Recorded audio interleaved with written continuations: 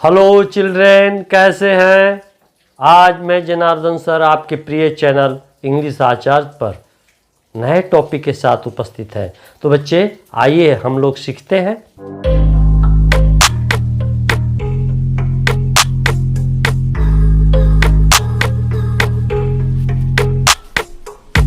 आइए बच्चे देखते हैं हम।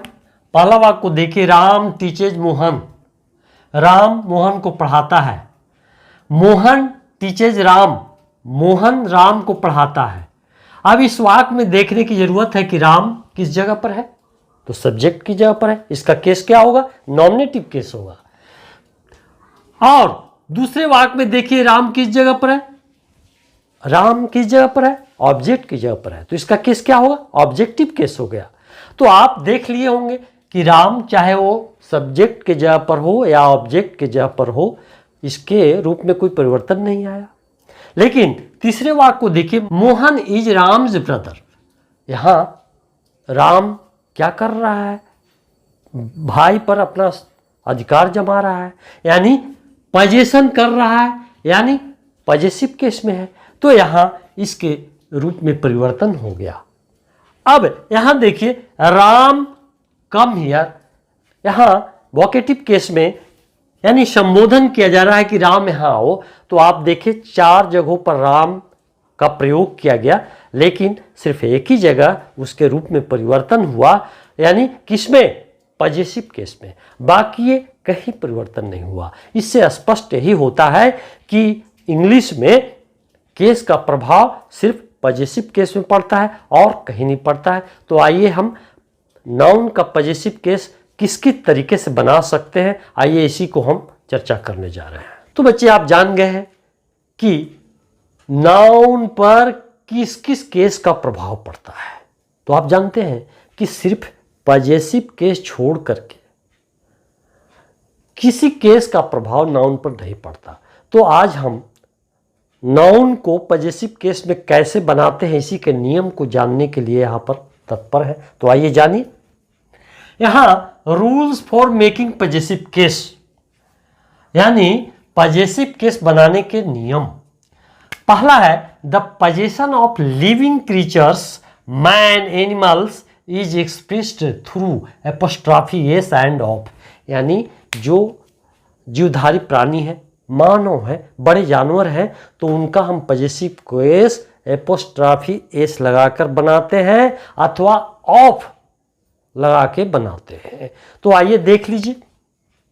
अब यहां देखिए, एपोस्ट्रॉफी का अर्थ होता है किसी के ऊपर जो कॉमा देते हैं उस कॉमा को एपोस्ट्रॉफी कहते हैं, एपोस्ट्रॉफ कहते हैं। क्या कहते हैं? एपोस्ट्रॉफ। और उसके बाद एस लगा दिए, तो दोनों को मिला के पढ़ेंगे एपोस्ट्रॉफी एस।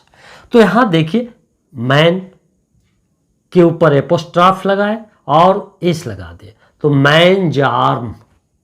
अब इसको हम ऑफ लगा करके भी बना सकते हैं। तो कैसे बनेगा? The arms of a man. एक चीज और बताना चाहूंगा बच्चे, जब किसी में एपोस्ट्रॉफी एस लगता है तो उसका उच्चारण ज जैसा होता है। और एक चीज और बताना चाह रहा हूं कि अगर किसी नाउन के अंत में अगर एस नहीं हो तो एपोस्ट्रॉफी लगाने के बाद एस दिया जाता है, और अगर एस ऑलरेडी अवेलेबल हो तो सिर्फ एपोस्ट्रॉफी लगा देते हैं, एपोस्ट्रॉफी लगा देते हैं। अब दूसरा देखिए, हॉर्स हेड, यानी घोड़े का सिर। अब इसको दूसरे तरीके से भी बना सकते हैं, the head of a horse. तीसरे को देखिए, राम्स पेन, राम की कलम। अब इसको दूसरे तरीके से बना सकते हैं, ऑफ लगा के बना सकते हैं, द पेन ऑफ राम। तो बच्चे आप समझ गए होंगे, इसको नोट कर लीजिए। आइए बच्चे हम दूसरे नियम को जाने। The position of non living thing is expressed through of. जो निर्जीव होते हैं उनका पॉजिटिव केस कैसे बनाते हैं? एपोस्ट्रॉफी एस लगा के नहीं बनाते, उनका पॉजिटिव केस ऑफ लगा के बनाते हैं। जैसे the fruits of a garden, यानी एक बगीचे का फल, यानी हम इनको लिख दें कि गार्डन्स फ्रूट, तो ये गलत हो जाएगा। फिर देखें, the roof of a house, यानी एक घर का छत। यदि हम लिखें हाउस रूफ तो ये मिस्टेक हो जाएगा। तो बच्चे आप इसको नोट कर लीजिए, समझ गए होंगे। तो आइए बच्चे हम तीसरे रूल की चर्चा करें।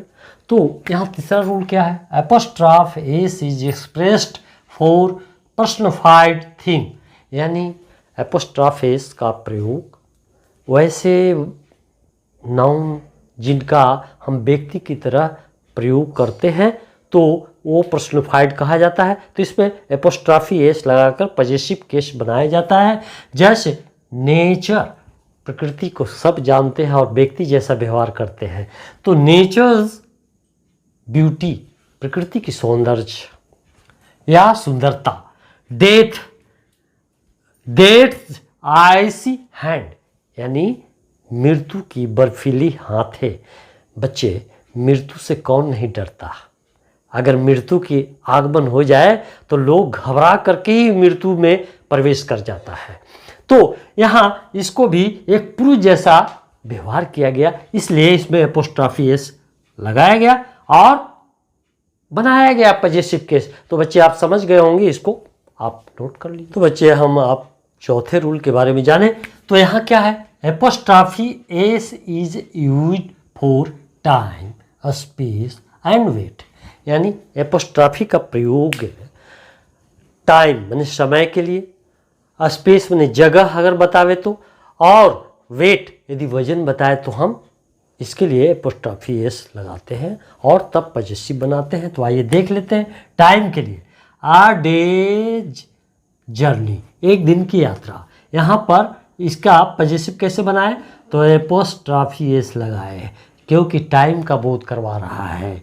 3 वीक्स लीव, 3 सप्ताह की छुट्टी, यहाँ भी समय का बोध करवा रहा है, यानी तब इसके लिए हमने क्या किया? एपोस्ट्रॉफी लगाया। अब यहाँ आप पूछ सकते हैं कि एपोस्ट्रॉफी के बाद एस नहीं है, तो यहाँ पहले से एस लग गया ना, इसलिए केवल एपोस्ट्रॉफी लगाएंगे। अब यहाँ स्पेस मीन जगह। जब स्टोन को हम फेंकते हैं तो जितना जगह बताएगा वही स्टोन थ्रो कहलाएगा। तो स्टोन माने पत्थर होता है और यहाँ एपोस्ट्रॉफी एस लगा के पॉजेसिव बनाया गया। दूसरा क्या है? आ बोट्स लेंथ, यानी एक नाव की लंबाई की भर जगह, तो यहाँ एपोस्ट्रॉफी एस लगा कर बनाया गया। वेट, अगर वेट की चर्चा हम करें, वजन की चर्चा करें, तो 2 शेयर्स वेट, यानी 2 शेर का वजन। शेर तो आप सब जानते हैं, देहात में भी इसका तौला मापा जाता है। और 3 पाउंड्स वेट, यहाँ 3 पाउंड्स वेट यानी 3 पाउंड का वजन। तो आप पाउंड तो समझ ही रहे हैं, पाउंड का मतलब 1 पाउंड में कितना होता है? 454 ग्राम के बारे में। तो ये तो मैथ के विषय में है। तो यहाँ देखिए कि एपोस्ट्रॉफी का प्रयोग किया गया। तो बच्चे आप समझ गए होंगे, इसको नोट कर लीजिए।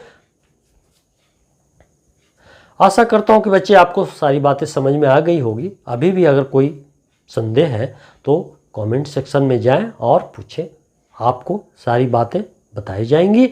बच्चे, यदि वीडियो आपको पसंद आया तो लाइक कर लें और यदि आप नए हैं तो सब्सक्राइब भी कर दें।